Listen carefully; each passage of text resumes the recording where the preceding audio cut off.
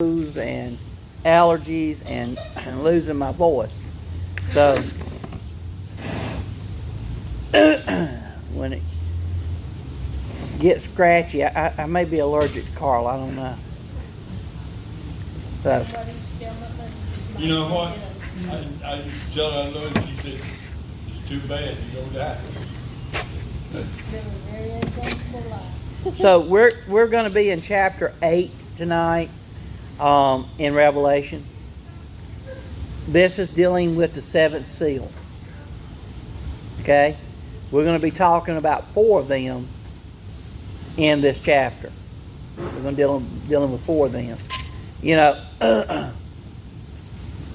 what we're about to talk about, these are the things that will take place after the church is gone. Understand, we won't be here for this. You know, that's part of what God has promised the church, the bride of Christ. And we have the blessing of knowing where we'll be during this time period. And if you're a child of God, you're sealed by the Holy Spirit. And the church will be taken out before the Great Tribulation. And that's called the blessed hope of the church. You know, and when you hear the word hope, we have the wrong connotation to what hope means today. Here, we know this is what's going to happen. And so we can live with assurance. And we can look at Revelation as a blessing. You know, a lot of people say, well, I fear Revelation. I fear reading it. It scares me. But as a child of God, it should comfort us. We know where we're going to be.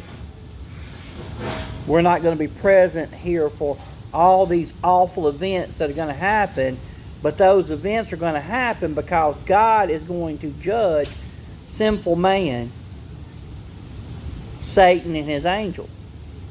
And his judgment is going to be rightly. It's not going to be a whim. God examines every heart, and He knows what every heart is. And so His judgment is going to be right and just. And we're not going to be part of that.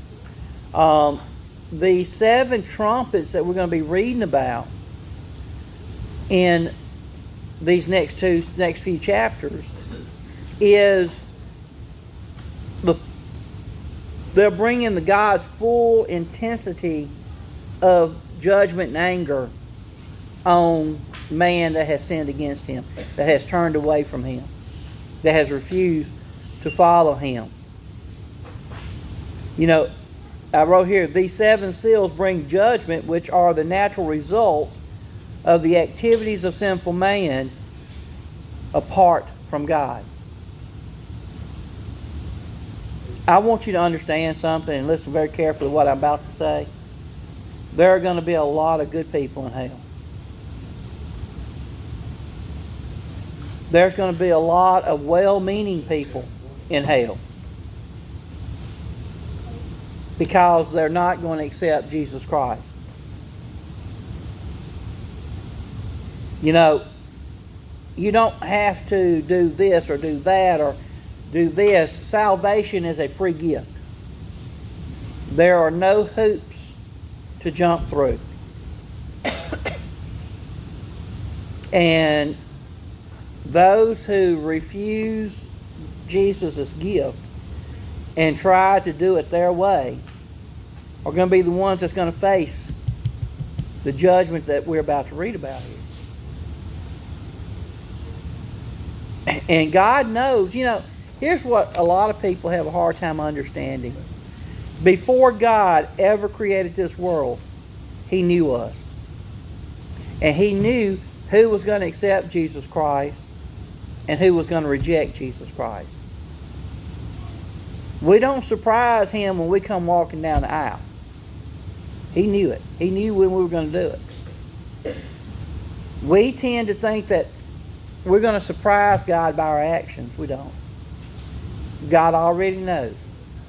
That's why there's nothing that we can hide. And that's why these judgments that are being carried out here are going to be just. And they're going to be righteous. Because God already knows. The sixth seal brings the judgments of nature.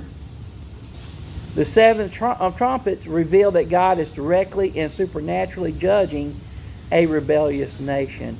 In ancient times, when these words were written, when trumpets were heard, it was because an announcement was about to be made by the ruler. Okay? And that's why we're using the symbolism of trumpets. Understand, we're getting into the part of Revelation where symbolism is going to play a large role. And a lot of people have trouble with symbolism because they try to read something mystical into it. But if you read the chapters, if you read the verses, there are clues, there are descriptions, there's instructions telling you what the symbols mean, how to figure it out. So as we read, we need to pay attention to that. You know, God is sitting here, He's judging sinful man, He's judging Satan, He's judging 1/3 of the angels.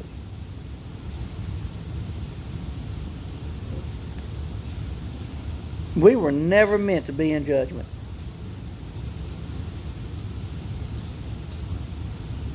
But man chose to be in judgment. God gave us a pathway to get out of judgment, through Jesus Christ. But it's hard for me to understand why so many people will go the other way. I mean, they would rather go to hell than submit to God. You think if they had any inkling what it was really like? Have you ever heard of people who cut their nose off to spite their face? Yes. That's the same thing.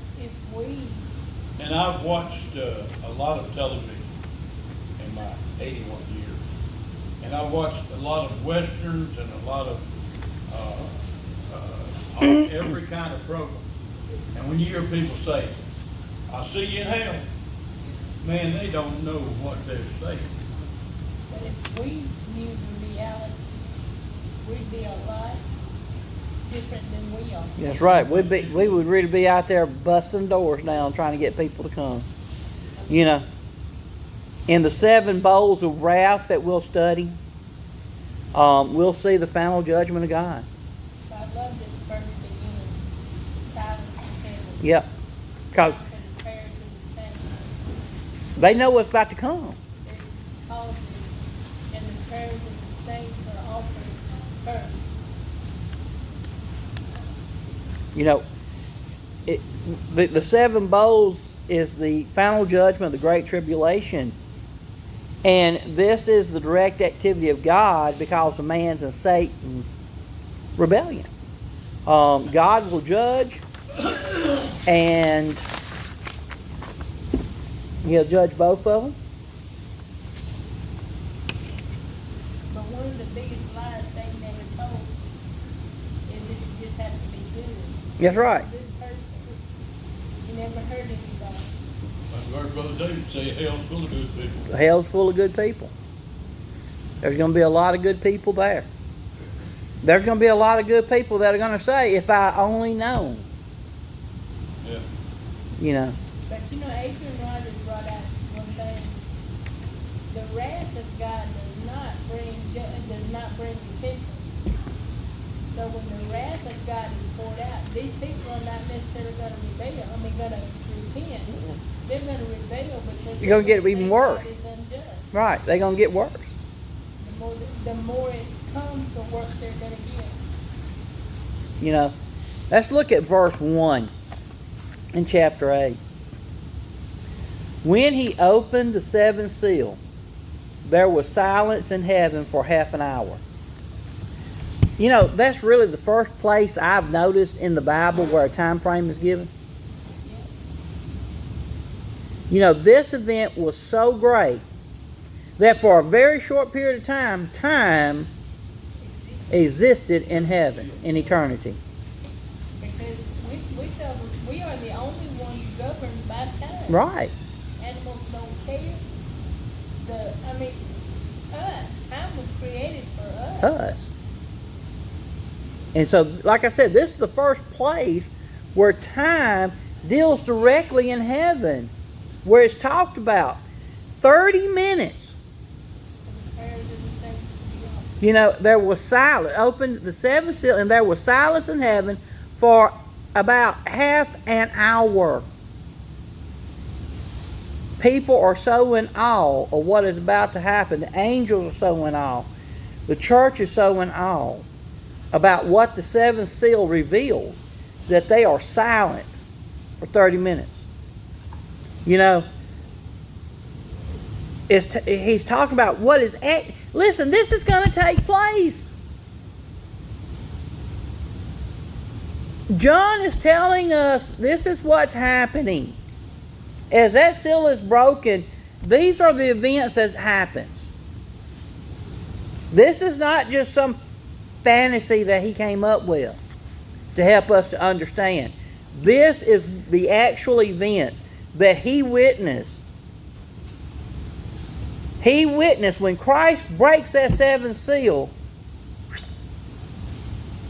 Now understand, in heaven, the angels have continuously been raising praises to God. The church that has been transcended to heaven has been praising God. There's been sound all around God. Okay? The angels now are praising God. And when Christ breaks those seven seals,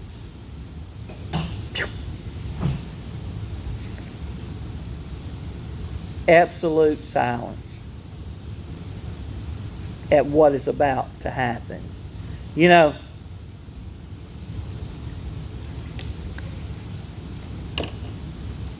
Jesus, in a fanfare of trumpets after that 30 minutes, directs the events that's going to be carried out.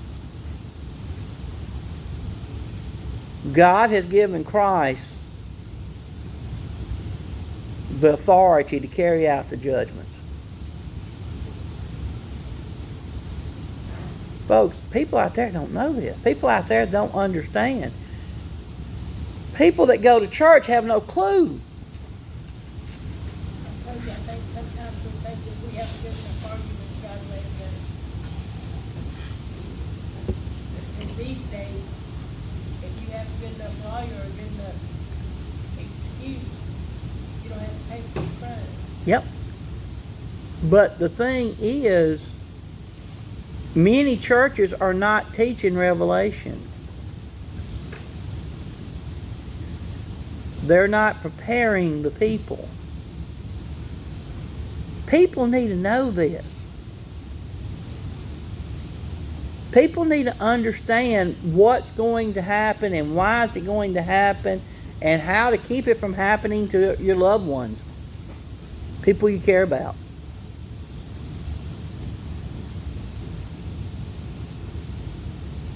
Because the church in America today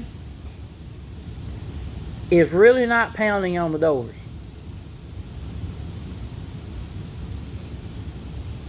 People are not sharing Christ. I don't see Jehovah's Witnesses anymore. Yeah, when the Jehovah's Witness don't come to your house, you know times done got bad. Yeah. That's it. Doesn't want to come to my house again anyway. You know, you don't see them out like they used to be. I guess they got their 144,000. You know, they believe they are the 144,000.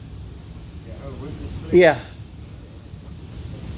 That 144,000 of them are going to be there. I don't know what the rest of them going to do. You know, but so we need to. And I was being facetious, but really, in the last few years, you've quit seeing Jehovah's Witnesses coming around. COVID got them. No, it ain't COVID. Mm-mm. 'Cause I hadn't seen it for some time. Yep. They don't leave you any literature in your mailbox or in the gate or nowhere else anymore. They I used didn't to. want it, but They used to.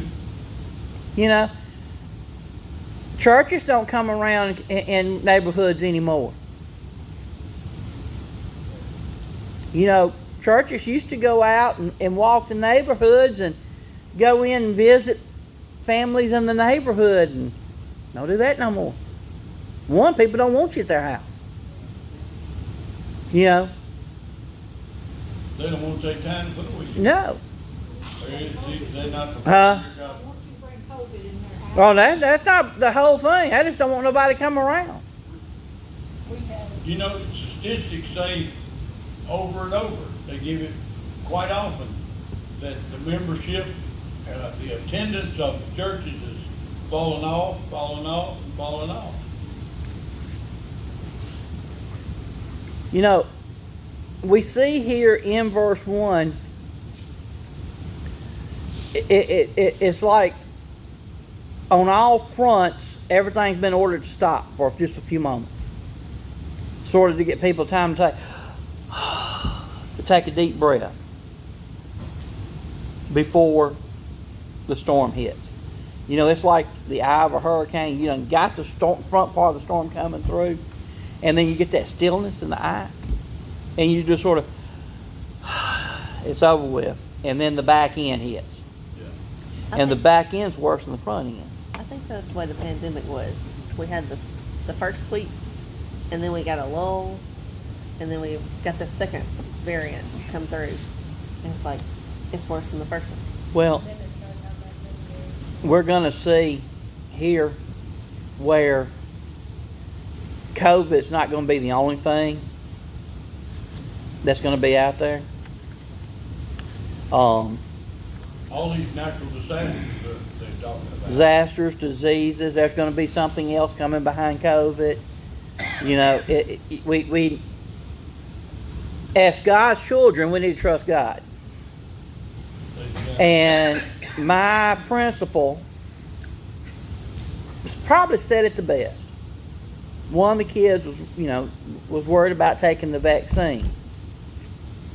And Coach Newman said, if I'm going to die by COVID or by a vaccine, that's what I'm going to die by. All I have to do as a child of God is trust in Him. And if I die, I die. If I don't, I don't. You know, and that's what we as Christians have to do, is trust in God.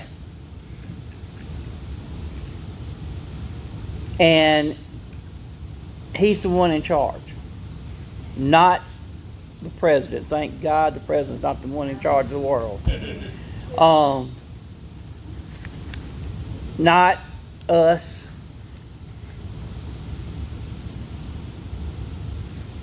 God is. God's the one in charge. And so, you know, it's just like the world took a break in this first verse. Heaven took a break. You know, everything that has been occurring up till this point just sort of stopped when that seventh seal was broken. It was like, uh-oh, what's about to happen now?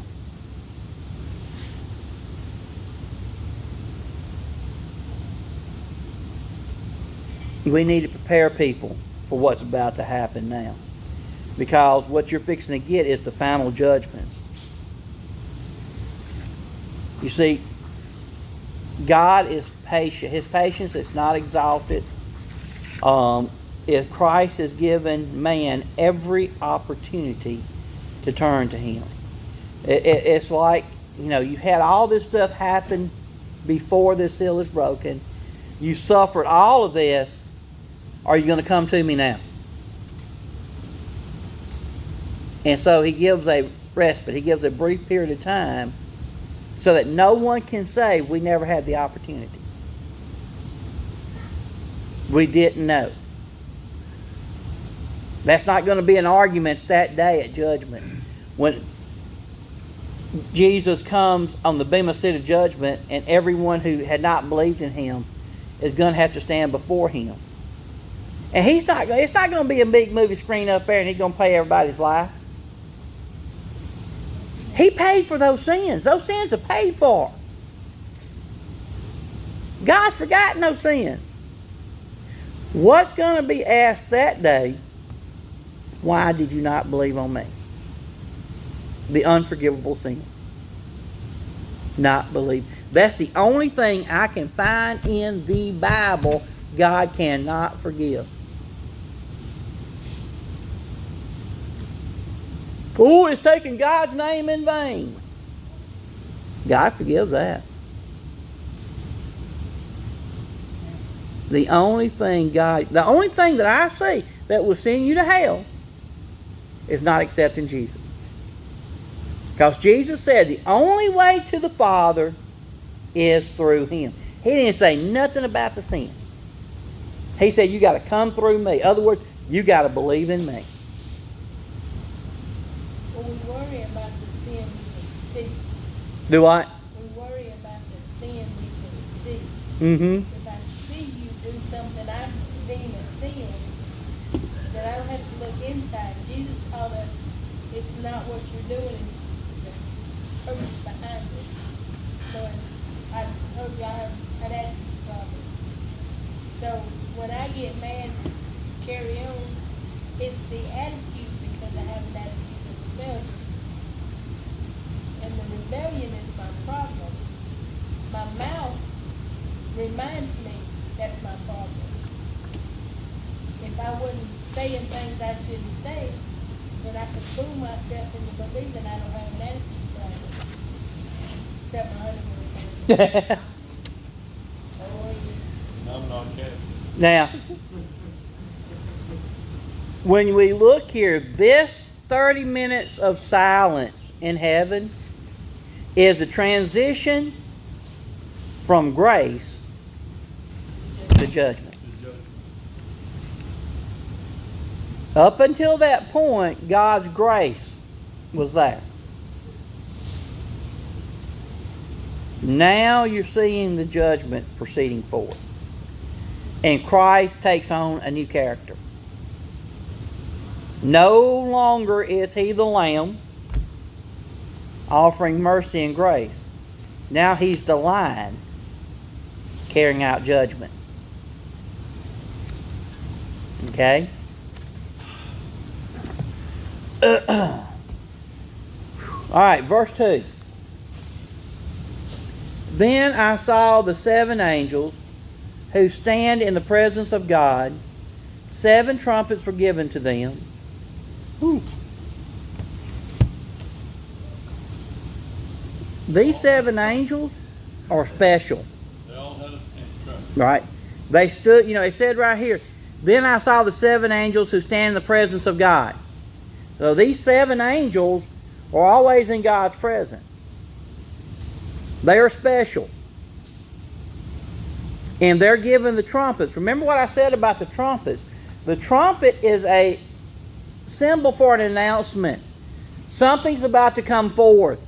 Pay attention. When you blow a trumpet, everybody looks to see. Okay? So this is an important symbol. The trumpet is really a symbol of authority. Either somebody important is about to come by, or something important is about to be announced, or both. In other words, this is to get my attention. For you young fellas, that means you grab your nose, squeeze it shut, and blow real hard. so that the earwax blows out so you can hear what's been announced. Okay? That's what it means here. So, during the Old Testament times, as Israel wandered through the wilderness, the tribes were divided into 4 groups of 3 tribes. Each camped on the 4 sides of the tabernacle. The Levites were made up of 3 groups. 4 plus 3 equals 7. Therefore, to get these people moving, 7 blowing trumpets would be sounded. So when the Israelites moved about and when they were wandering in the wilderness, to get the whole tribe moving at one time, the trumpets would sound and everybody would start walking. Okay? These 7 trumpets here, I believe, is to get all of Israel back into the land or get God's people to pay attention. To tell people, pay attention. It's fitting to hit the fan, guys. You just thought it's been rough. It's fixing to get worse. You know, and God has given us so many warnings. God has given us so many opportunities. And people still don't pay attention.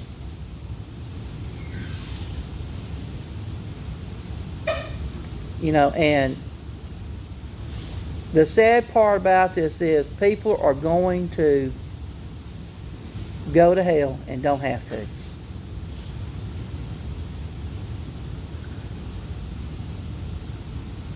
It's like kids in school that are going to fail and don't have to. Because they don't want to do the work. Our suffering now in the present for those loved ones and friends, family that are not born again, we're hurting for them now. Because when we get to heaven, we won't feel that pain. No more tears. No tears in heaven. No suffering. We can't look down and say, I wish you'd change, because God said there's no tears in heaven. You know, we have a resurrection body.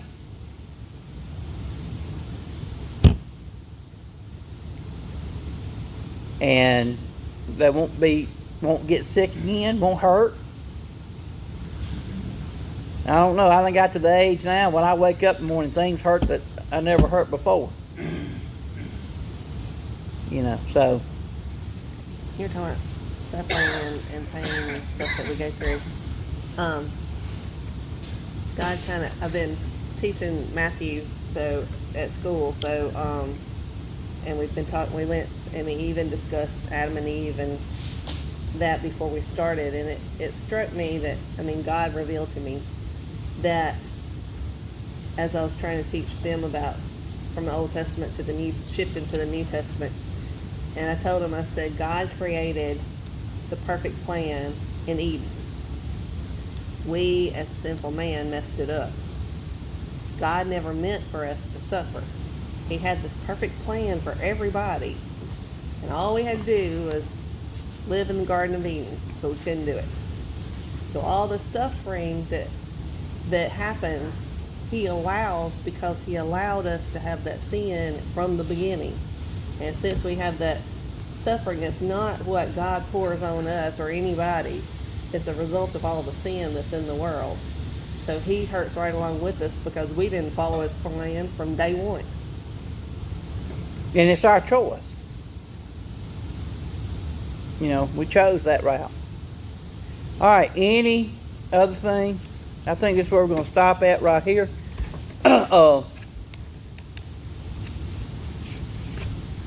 So, Carly, would you stop this?